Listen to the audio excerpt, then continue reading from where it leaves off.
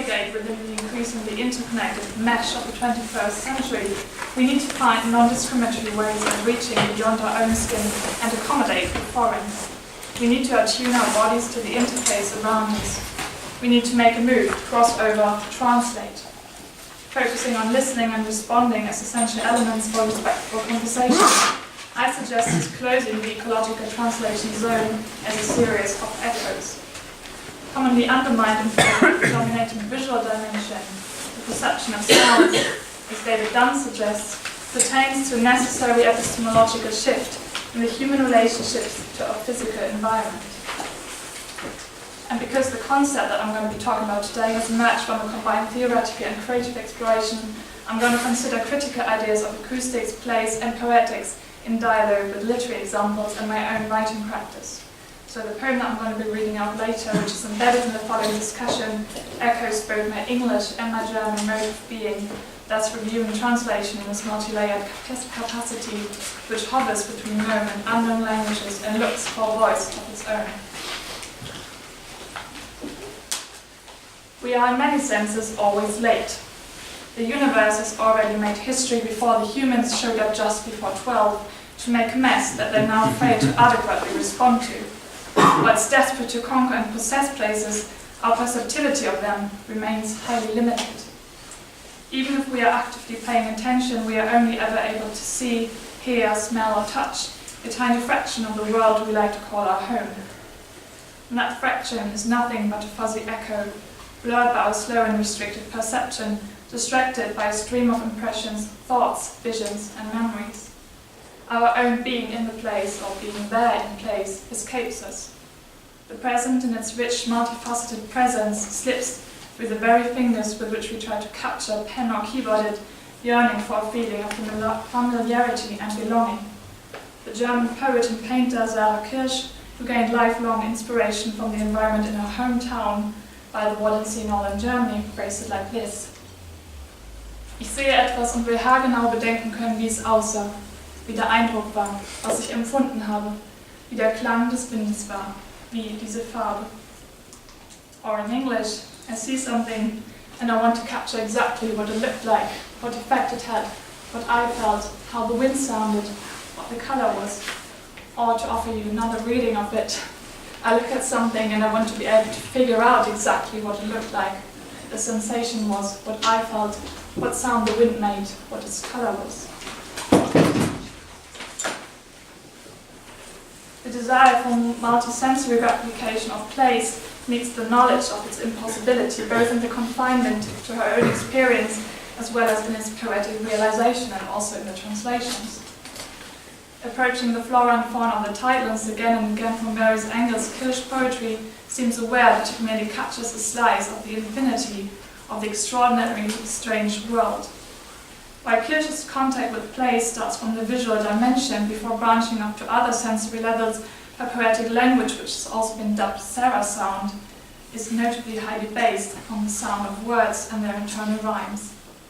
In free syntax, punctuation and spelling, her eco-poetic encounters with place acknowledge the transitioning and merging of seasons, of time, weather, and fine voices of animals, of winter, of the night, in eco-translation. In the rasping jackdaws, the stammering cuckoo, the stuttering cats, in deaf houses, or in the silence that wells up from cupboards and chests. Through attentiveness and listening, the deceiving immediacy of nature and all its interrelations is summed up by her observation of the bee-eater, or the Meeresvogel, which is this bird. So blickt fliegend zurück mich nicht an, naht, entfernt sich. Or flying, he looks back, not at me, he advances, he moves away. Or in another translation, so he looks back flying, not at me, he approaches, he moves off. Places and creatures are strangely close and distant from us. They speak in manifold languages and sounds. Often we don't only struggle to understand, but fail to hear, or take a moment to voluntarily listen to them, which is no surprise given the busyness of our lives among the densely populated megacities characterizing the age of globalization. The mess that we make in form of junk spaces, disposable products, or deforestation is not only polluted by plastic but also by noises, which is often a consequence of the former. In between plane engines, traffic noises, leaf blowers, advertising jingles, air conditioners, and the pop songs that we can hear in every shopping centre, we feel sound vibrating across our whole body. As a sensory experience, hearing is not confined to the ears. From nausea, noise literally means seasick, and we cannot take in everything, otherwise we have to vomit. Our body, with the inevitably missing earlids, resembles a sound box or a resonating body. Only the notes prominent enough to be registered by us, able to pass our personal echo threshold in a way, can vibrate in us. As they're literally translating vibrations until they reach the receiver, sound waves themselves need the interplay of molecules to travel, indicating the endless intertwinement and interconnectedness of our surroundings. An eco or an echo-poetic approach therefore assumes attentiveness to these interconnections. The inevitable fragmentariness of plays that we transfer into writing is implied in the term eco or echo translation. Respectfully acknowledging the necessary incompleteness and unreliability of the derivative echo, listening can help to dissolve hierarchical boundaries and let the diversity of living things trickle into our bodies. Revisiting David Dunn, he points out that we don't discriminate as much in listening as we do in seeing. While we see land, sea, and tree clearly separated from one another, we can hear the simultaneity of the sound of the waves, of the cars, the rustling of the trees in the interrelation. When carried over into language, this experience generates a tangible response to the multitude of the physical world. Our unescapable lateness then, the gap between us and the other, the human world, is bridged by language. We see the principle of echoes used by animals as echolocation, and in medicine, echocardiography or heart echo is used as a non-invasive diagnostic tool. So perhaps language is our echo sounder, our point of contact to the world, our compass to not get lost, and respond to the chaos by means of the equally rich and innately deep organic structure of a poem as form of a re-echo. So I'm going to read this poem, which is called Merely, which is a German title. You can see some sort of translation or an attempt at a translation underneath.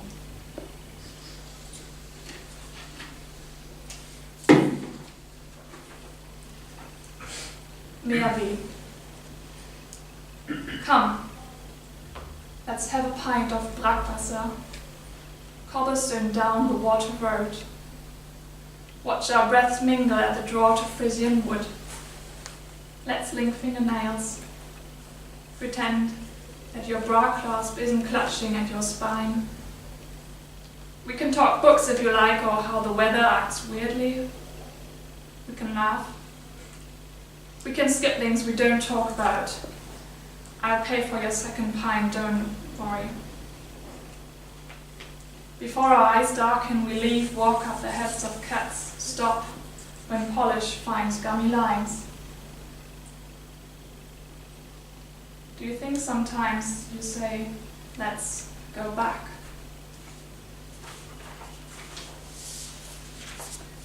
So I like to think of this poem as sort of being inspired by one place, in a way place-based. But I find the concept of place-based increasingly conflicting, particularly when I think about the interrelations around me. So reflecting on the mingling of sounds, the biosphere unfurls as an open system that is connected through an exchange of air streams, weather and sounds.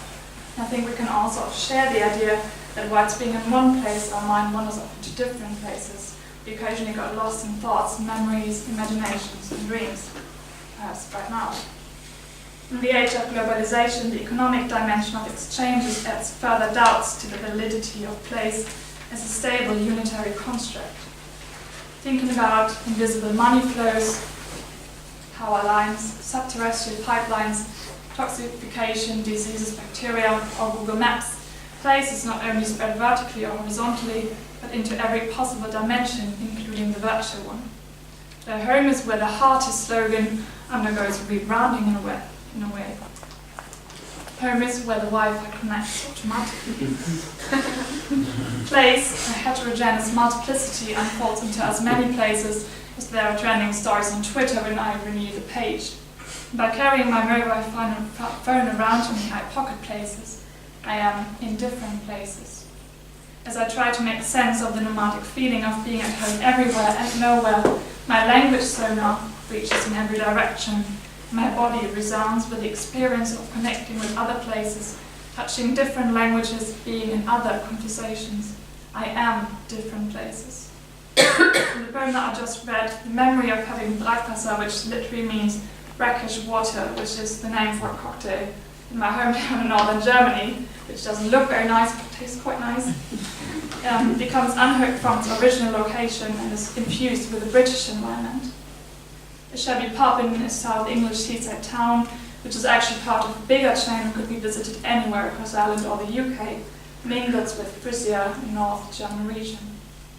What connects those two places when listened to through my ears is the rhythm of ebb and tide. As a response to the multi-layered interconnections, the eco or echo translation then carries over, crosses over, goes beyond. It is universe-based rather than anything else. Words are echoed and re-echoed during the journey, leading to literal translations such as Water Road and Herz of Cats from their German neighbors Wasserstraße or Katzenkopflaster. My resonating body echoes not only my perception of external places, but my inner places, my standing in the world, my own timber. This is not restricted to one language but widely assembled. The impressions gained in the sounding process get clothed in words that meet at the intersection of different languages, sometimes halfway, waving from afar, sometimes resting in one before carrying on or going back, or not, like the title. The line "I'll pay for your second pint" has probably mingled with the German language at some point and is placed in more natural sounding utterance in such conversations such as "I buy you" or "I get you second pint," which keeps a potential subtle oddness at this point. However, the line "we can talk books if you like" or "how the weather acts weirdly" has never really mingled with his English friends, and I probably wouldn't really know how to translate it spontaneously into German, which makes the line "thinking more intensely about it" slightly uncanny.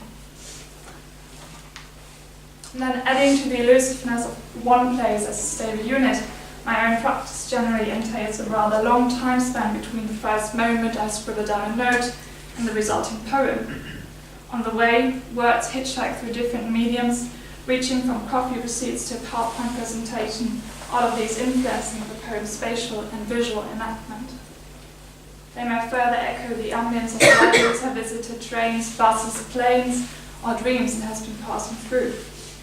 So rather than confining a poem to one place or to one moment where it will not dwell longer than the length of a breath, I would like to open up the echo poem to transitioning, somewhat elusive polyphonic reverberation that is simultaneously placed and displaced, and embraces the discord of belonging and not belonging. And wherever they came from, the words start to form a new continuous organic entity. The echo, in accordance with its Greek root literally meaning sound, becomes to some extent an original sound, a distance, yet inseparably dependent on its source or sources. As it is woven of echoes, reflections, and the interactions of sound with meaning, as Octavio Paz reminded us, the synergy of words creates repetitive resonances, dissonances, and assonances. Taking shape as a separate listening experience, the poem becomes a dynamic structure of its own. Porzellan define Dichtkunst nicht als Wortkunst, but as Horchen and Gehorchen. This definition, which is challenging to translate as all of his poems, suggests that poetry is not the art of words, but listening and obeying, or hearing and taking heed, or responding, listening and responding. In German, Horchen is a rather old-fashioned word equivalent to hearken, and it denotes an intense activity of listening, of being attentive, listening to a specific sound, whilst further connoting the act of secretly listening or eavesdropping. Showing the same root, the aspect of paying attention is conveyed in Gehorchen, in the prompt to obey and take orders. During, or rather after, listening and chiming in with the songs of the earth, the poem asks us to sound out the words we have gathered, so that they may compose their own melody. So instead of didactically about or speaking on behalf of something else, the poem turns into being something, a productive eco or ecosystem in itself. As it is composed and found in translation and developing the potential to reverberate further, the concept of an eco or eco transfer reaffirms the creativity and autonomy involved in the translation process that amalgamates writing and translating as a creative task, to riff on Walter Benjamin. By simultaneously locating and dislocating the human as a vibration node amidst multiple connected places, listening and sounding allows a self-reflexive awareness of their and of our collective intertwinement. As we are learning to be guided by the echoes and re-echoes we perceive, transmit and produce, we can start synchronizing with shared places composed of interfering and corresponding cycles, systems, songs, voices, languages, rhythms, sounds, and lives. An ecological concept of inclusive communication allows defying a here or over there or outside inside distinction that moves the realm of nature and the non-human world to a distant sphere that we see from afar and destroy without assuming any responsibility. As the echo migrates from the auditory to the verbal dimension, being in the world orally discloses language in its fragility, flexibility, and interdependencies that form common ground for echo translation as a collaborative response. If we imagine the eco-poetic process similar to the triadic sender-receiver-message relationship, the echo translation then becomes an extended arrow which carries the sound of places further. Coming inevitably after the origin, coming inevitably always late, echoes are not only a reflection of sound waves, but in eco-poetry a beginning reflection on the conflicted relationships between humans and places. Similar to the goddess Echo, who is nothing but voice in the end, whose limbs turn into rock, though sometimes still a bit human, poetry found as eco or as echo translation is in ecological terms the edge between mankind and non-human nature. That's a quote from John Elder.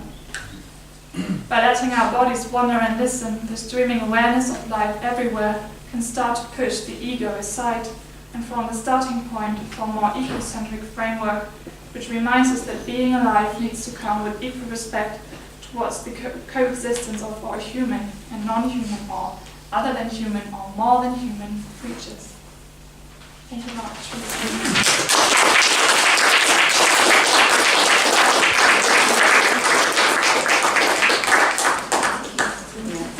The next speaker is Stephen Hitchens, writer from South Wales.